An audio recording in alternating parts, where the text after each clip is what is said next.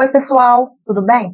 Qual que é o primeiro passo ou os primeiros passos que alguém deve pensar quando está planejando a sua sucessão, quando está pensando em fazer o seu planejamento sucessório? Então vamos lá. A primeira coisa que essa pessoa tem que pensar é elencar o que ela tem de patrimônio, o que ela tem de bens, o que ela pretende deixar para dividir para os seus herdeiros. Então essa pessoa vai lá, anota ou pensa de cabeça o que ela tem para partilhar. Eu tenho uma casa, tenho um carro, eu tenho um bem móvel, eu tenho um dinheiro aplicado, junta lá tudo que ele tem. Aí você, depois que delimitar o que se tem para partilhar, vê o valor total que tem e arquiva. Ok, tenho isso para dividir de bens. Depois a gente dá o segundo passo. E qual que é o segundo passo para essa pessoa? Analisar quem são os seus herdeiros. Quem serão aquelas pessoas que vão receber o meu patrimônio, aquilo que eu estou deixando, se eu falecer hoje e não fizer nada? Quem vai responder quem são os herdeiros dessa pessoa? O Código Civil. No artigo 1829, ele vai elencar direitinho quem são os herdeiros de uma pessoa. Dentre os herdeiros, a gente tem uns que têm preferência em relação aos outros. E o Código Civil também vai precisar isso. Na herança, quem está em primeiro lugar na lista de herança são os descendentes. Quem são os descendentes? Filhos, neto, bisneto. A classe anterior exclui a posterior. Então, se você tem filho, seu neto não herda. Quem vai herdar é o seu filho. Então, são os descendentes em concorrência com o cônjuge ou o companheiro. Então, tanto os descendentes quanto os cônjuges, eles entram nessa primeira lista aí de herdeiros. Mas os companheiros e os cônjuges não é em qualquer situação.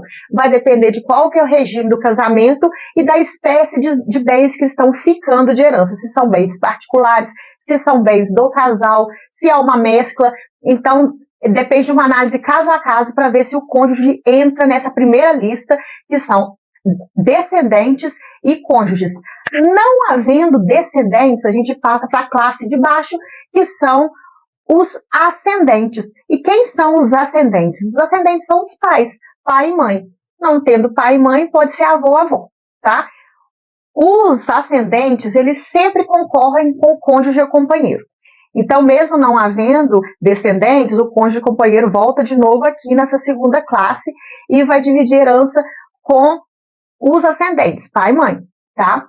Não havendo ascendentes também, nem descendentes e nem ascendentes, a gente vai para a classe seguinte, que aí são só os cônjuges ou companheiros.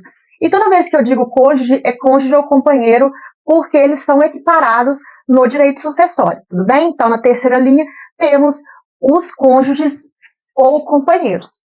Aí, se a pessoa que está deixando herança não tiver descendentes, não tiver ascendentes e não tiver cônjuge ou companheiro, aí ele não tem nenhum herdeiro, que é o que a gente chama de herdeiro necessário, que são os herdeiros que não podem ficar sem nada de forma alguma. Se não tiver nenhum desses herdeiros necessários, a gente passa para a classe seguinte, que também são chamados de herdeiros, que há previsão na lei para eles, que são os herdeiros colaterais. E entre os colaterais também existe uma ordem. Em primeiro lugar estão os irmãos. Se não tiver irmãos, vem os sobrinhos. Não tiver sobrinho, vem tios. E por aí vai, tá? Então, podemos chegar nos primos, sobrinho, neto, tio, avô. A gente pode ir até esse final aí, caso seja necessário. Mas esses herdeiros que são os colaterais, eles não são herdeiros necessários, né? Aí você já tem um apanhado geral desse segundo passo, então, de quem são os herdeiros, quem está previsto para ser seus herdeiros. Depois desse segundo passo, qual que é o terceiro passo que esse autor da herança deve pensar? Olha, eu já sei o que eu tenho de patrimônio, eu já sei quem são os meus herdeiros.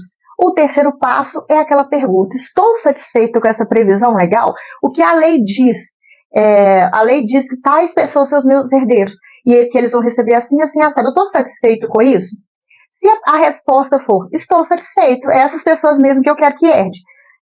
Meus descendentes, meus ascendentes, meu cônjuge, companheiro, é isso aí, é desse jeito que eu quero.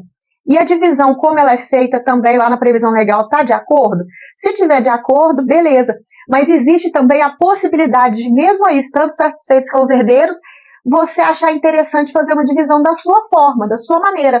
Olha, eu quero que meu herdeiro X fique com aquela casa, eu quero que o meu herdeiro Y fique com aquele apartamento, com aquele carro e aquele dinheiro.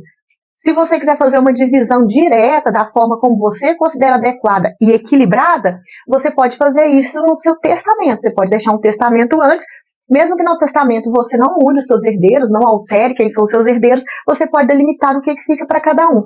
Porque, pela lei, todos os bens vão ser divididos em cota para cada um de seus herdeiros, dependendo da proporção de herança de cada um deles. Então, o testamento também serve para isso. E, para além disso, o testamento também serve para você acrescentar novos herdeiros. Lembrando que tem que se respeitar a regra dos herdeiros necessários, ou seja, se tiver ascendente, descendente, cônjuge ou companheiro, metade, 50% tem que ficar resguardado para esses herdeiros. Mas os outros 50% poderão ser divididos, né, em testamento para outras pessoas, alheias àquelas que estão previstas ali. Então, se você quer beneficiar um irmão, quer beneficiar um amigo, a pessoa não precisa ser seu parente, você pode beneficiar através do testamento, né, da parte dos 50% disponível. Então, o testamento também ele é útil para isso. Além disso também, né, gente, pode ser utilizada outras formas também, né, de planejamento disso. Vamos agora, então, para o quarto e último passo. Já fez a análise e levantamento de quais são os bens a serem divididos.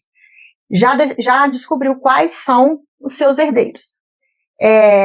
Já verificou se essa distribuição é adequada ou se você quer mexer em alguma coisa. Agora é o passo 4, que é procurar uma ajuda profissional. Porque você descobre isso aí tudo no seu universo, quais são os seus herdeiros, os bens que você tem a partilhar. Você opta por fazer um testamento ou algo do tipo, mas você precisa de um aconselhamento, porque a partir do momento que o testamento ele envolve uma cláusula ilegal ou inconstitucional, esse testamento ele tem grande chance dele ser invalidado judicialmente, ele se tornar nulo. E uma vez que esse testamento se torne nulo, as regras que serão aplicadas vão ser aquelas previstas lá no Código Civil, ou seja, o que já consta em lei. Então, suas últimas vontades que estavam naquele testamento não vão valer de nada. Então, por isso é sempre muito importante um acompanhamento profissional. O acompanhamento profissional também é importante, porque dependendo da situação, o caso talvez não seja de testamento, mas sim de algum tipo de antecipação de herança, doação, compra e venda de imóveis. Pode ser também caso, dependendo da complexidade, de se fazer uma pessoa jurídica, de preparar, planejar uma holding familiar para trazer esses herdeiros para a empresa, para poder fazer uma divisão adequada ainda em vida desse patrimônio. Então, o quarto passo, e muito importante, é a procura de uma ajuda profissional. Se você tiver qualquer dúvida a esse respeito, pode deixar aqui para gente. Até o próximo vídeo. Tchau!